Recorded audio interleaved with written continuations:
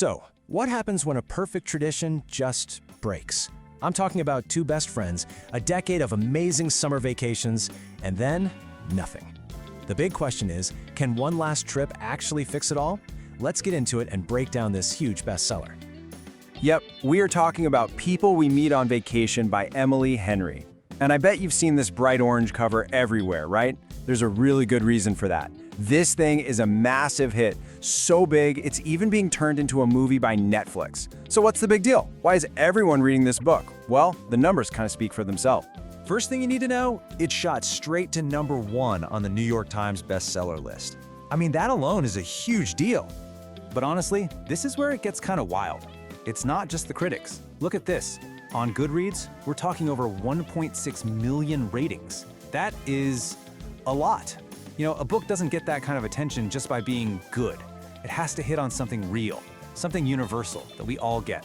And it's the exact same story over on Amazon, more than 100,000 reviews. So these numbers are basically screaming that this book struck a major chord with people.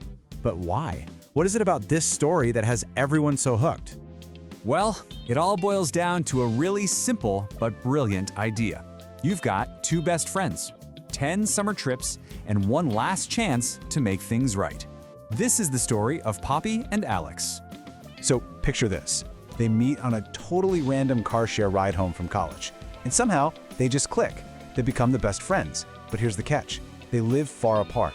So for 10 years, they had this one glorious week every single summer where they'd go on vacation together. It was their thing. But the real secret sauce here, the thing that makes it all work, is who these two people are. Yeah, what really makes this story pop is that Poppy and Alex are complete polar opposites. And that's not just a cute little detail. It's basically the engine driving the entire plot. You know the whole opposites attract thing? It's a classic for a reason. It just creates this amazing tension, this feeling that maybe, just maybe, they complete each other. And I mean, just look at this breakdown. The book literally calls Poppy a wild child who's got this unstoppable wanderlust. And Alex? Alex wears khakis. He'd rather just stay home and read a book. So you've got this wild, adventurous spirit on one side and this quiet, steady homebody on the other. She's chaos, he's calm. And for 10 years, that mix was perfect. Until, it wasn't. And that brings us to the heart of the problem, the big mystery of the book. Something went down on that last trip. Something so bad that it shattered their friendship. And for 2 whole years, they didn't speak at all.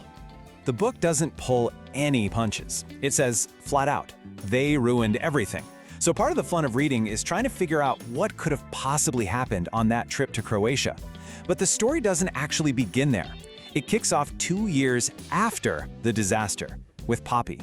So Poppy's life looks great on paper, right? She's a travel writer, cool job, has a nice apartment in New York, but she feels totally miserable, just stuck in a rut.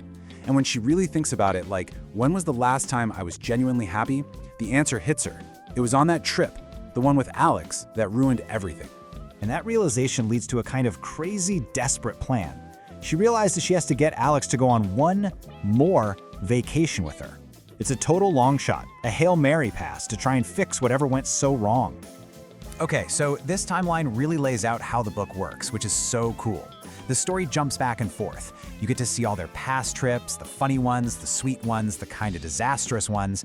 And at the same time, you're following them in the present day on this super awkward, high-stakes final trip. And the pressure is on. Poppy feels like she has exactly 1 week to fix everything. But it's not just about apologizing for what happened 2 years ago. To really fix it, she's got to face this one big truth that's, well, always been there, right in the middle of their friendship.